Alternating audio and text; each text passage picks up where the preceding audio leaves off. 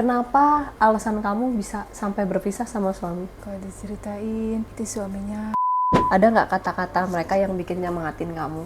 ada. Apa itu? Bunda kalau udah dapat beli kebun, nanti jangan kerja lagi. Halo Sobat Ngoceh, balik lagi ke podcast Cece. Kali ini aku kedatangan lagi satu narasumber. Ini dari mana Mbak asalnya? Dari Riau. Dari Riau. Wah, lumayan jauh ya. Jauh. Kamu usia berapa sekarang? Usia 30 tahun. Dari sebanyaknya pelatihan, kamu kenapa mau jauh-jauh dari Riau ke sini? Karena lihat di Kontennya. TikTok, konten-konten itu kayaknya seru. Terus dari fasilitasnya juga tempat Bagus koko ya. itu bagus. Usia 30 tahun, kamu sudah menikah atau belum? Sudah pernah menikah. Sudah pernah menikah, berarti artinya Sekarang cerai, sendiri, statusnya cerai. Udah punya anak? Sudah.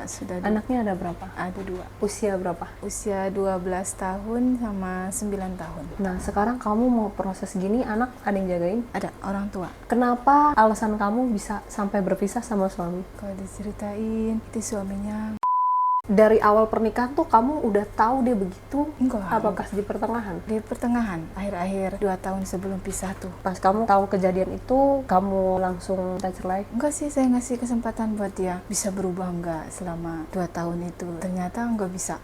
Jadi jarang pulang, semua apa-apa dijual tanpa sepengetahuan saya. Oke. Karena mikirnya udah punya anak kan, jadi cobalah siapa tahu dia berubah. Apanya enggak, tetap begitu. Bisa ceritain sedikit kehidupan sebelum kamu memutuskan ke Taiwan nggak? Kamu Setelah kerja? saya pisah, saya titip sama orang tua, saya kerja. kerja. Nah, kalau kerjanya tuh kamu kerja apa? Kerja di pabrik, terus kemarin sempat juga ke Malaysia. Oh, oke. Ini Terus mau ke Taiwan. kenapa pilih Taiwan? Gajinya lebih besar. Tapi kan kayak Jepang sama Korea ya itu lebih besar loh. Mungkin nanti saya coba setelah dari Taiwan. Selain di Taiwan, jadi merantau terus ya. Apa titik paling berat sampai akhirnya kamu memutuskan untuk ngerantau? Belum mau diceritain ya. Mungkin waktu sama suami kali ya. Iya.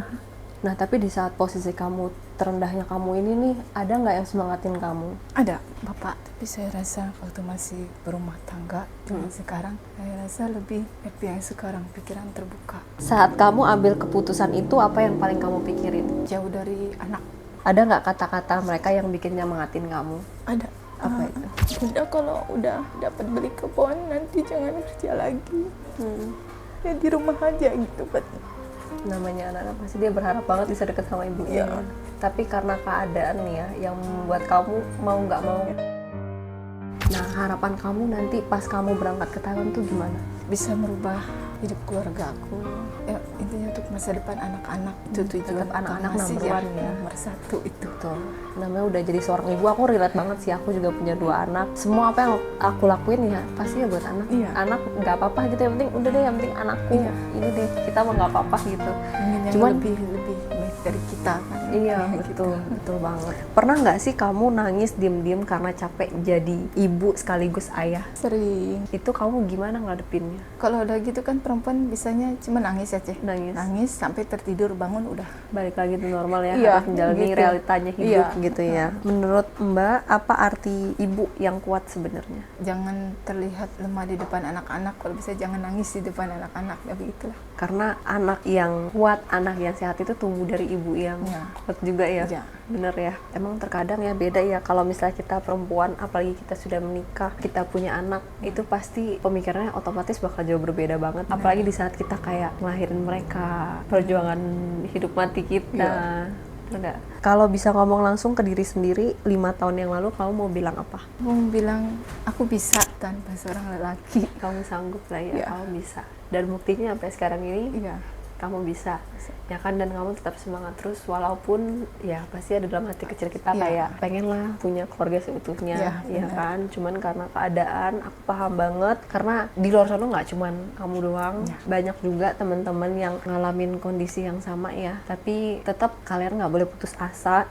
Sama kayak bayangan di samping aku, menurut aku semangatnya juga luar biasa banget karena balik lagi pengorbanan seorang ibu tuh bener-bener luar biasa. Mereka nggak bakal ngerasa lemah di depan anak-anaknya gitu, Iya. nggak bakal mau ungkapin lah Enggak. gitu loh. Jadi itu hebatnya seorang ibu, apalagi ibu yang sekaligus ambil figur sosok ayah ya, 2 peran jadinya. Ada pesan nggak untuk ibu-ibu lain yang lagi berjuang sendirian? Kalau untuk anak gadis, jangan cepat-cepat nikah deh.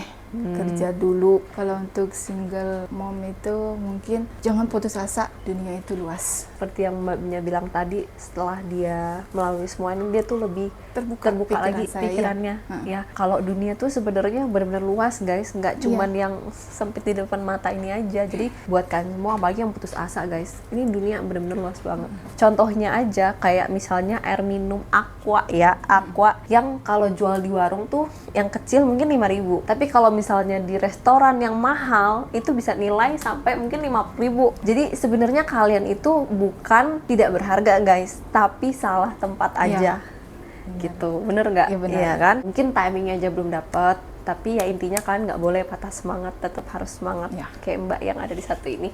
Ya udah guys, thank you banget buat teman-teman semua yang udah nontonin podcast Cece. Akhirnya ini mengandung bawang ya guys ya. Buat teman-teman yang lainnya, see you on the next podcast. Bye bye.